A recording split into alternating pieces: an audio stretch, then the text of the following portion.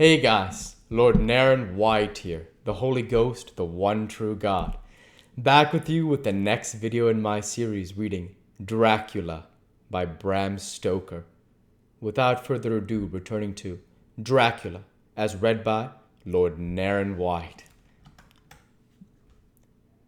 "Take me with you, friend John," said the professor. "His case in your diary interests me much, and it had bearing, too, now and again on our case.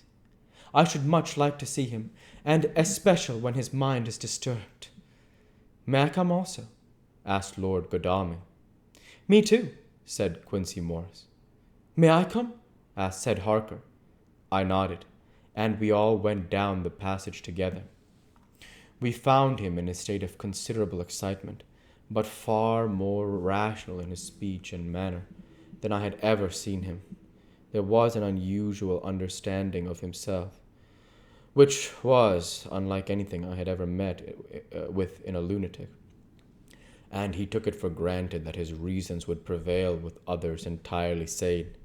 We all five went into the room, but none of the others at first said anything.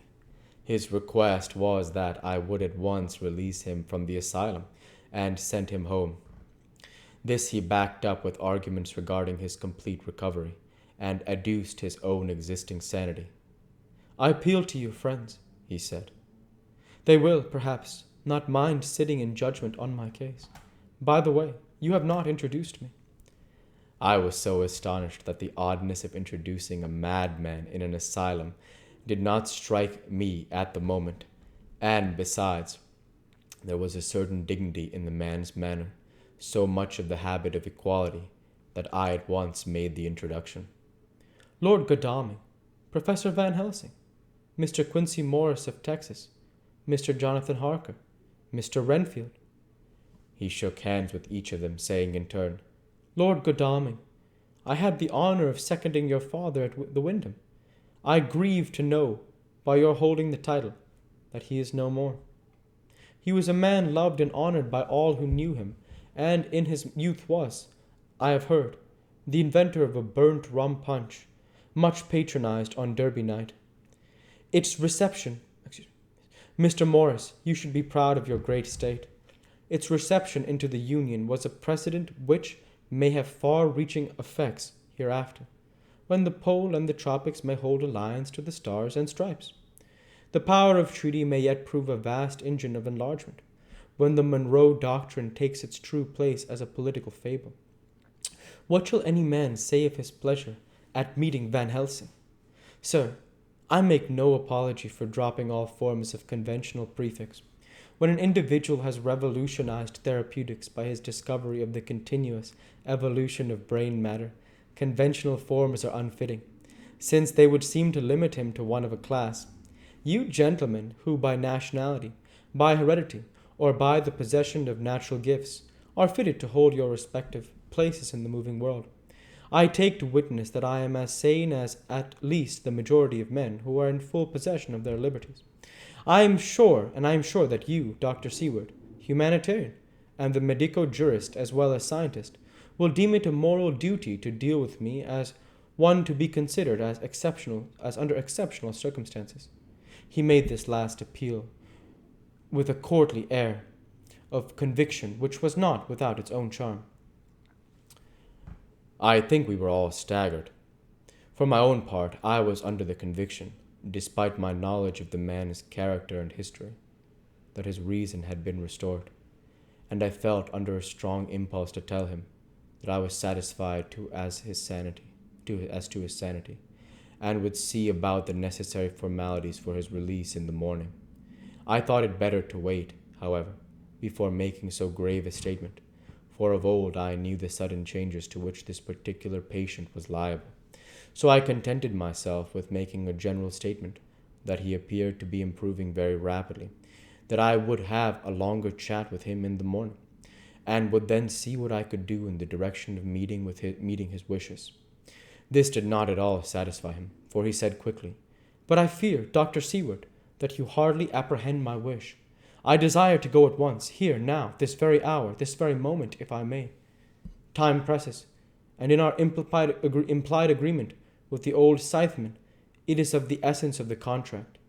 I am sure it is only necessary to put before so admirable a practitioner as Dr. Seward so simple, yet so momentous a wish to ensure its fulfillment. He looked at me keenly, and seeing the negative in my face, turned to the others, and scrutinized them closely. Not meeting any sufficient response, he went on. Is it possible that I have erred in my supposition?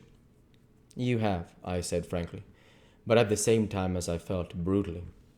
There was a considerable pause, and then he said slowly, Then I suppose I must only shift on my ground of request. Let me ask for this concession, boon, privilege, what you will. I am content to implore in such a case, not on personal grounds, but for the sake of others. I am not at liberty to give you the whole of my reasons, but you may, I assure you, take it from me that they are good ones, sound and unselfish, and spring from the highest sense of duty. Could you look, sir, into my heart, you would approve to the full sentiments which animate me.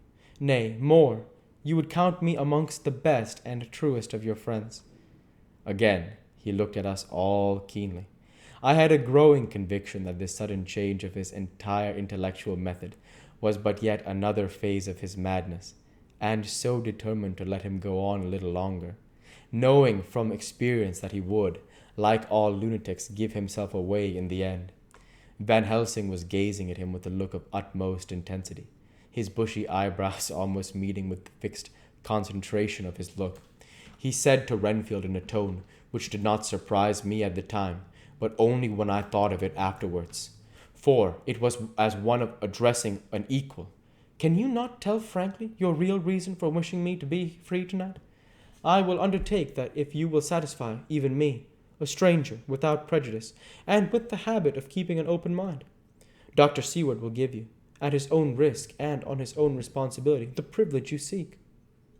He shook his head sadly, and with a look of poignant regret on his face, the professor went on. Come, sir, bethink yourself. You claim the privilege of reason in the highest degree, since you seek to impress us with your complete reasonableness. You do this, whose sanity we have reason to doubt, since you are not yet released from medical treatment for this very defect. If you will not help us in our effort to choose the wisest, how can we perform the duty which you yourself should put upon us? Be wise and help us, and if we can, we shall aid you to achieve your wish. He still shook his head as he said, Dr. Van Helsing, I have nothing to say. Your argument is complete, and if I were free to speak, I should not hesitate a moment. But I am not my own master in the matter. I can only ask you to trust me. If I am refused, the responsibility does not rest with me. I thought it was now time to end the scene, which was becoming too comically grave, so I went towards the door, simply saying, Come, my friends, we have work to do. Good night. As, however, I got near the door, a new change came over the patient. He moved towards me so quickly that for the moment I feared that he was about to make another homicidal attack. My fears, however, were groundless, for he held up his two hands imploringly, and made his petition in a moving manner, and he saw that the very excess of his emotion was militating against him by restoring us more to our old relations. He became still more demonstrative. I glanced at Van Helsing and saw my conviction reflected in his eyes. So I became a little more fixed in my manner, if not more stern, and motioned to him that his efforts were unavailing. I had previously seen something of the same constantly growing excitement in him, when he had to make some request of which at the time he had thought much, such, for instance, as when he wanted a cat. And I was prepared to see the collapse into the same sullen acquiescence on this occasion. My expectation was not realized, for when he found that his appeal would not be successful, he got into quite a frantic condition. He threw himself on his knees and held up his hands, wringing them in plaintive supplication, and poured forth a torrent of entreaty, with the tears rolling down his cheeks and his whole face and form expressive of the deepest emotion.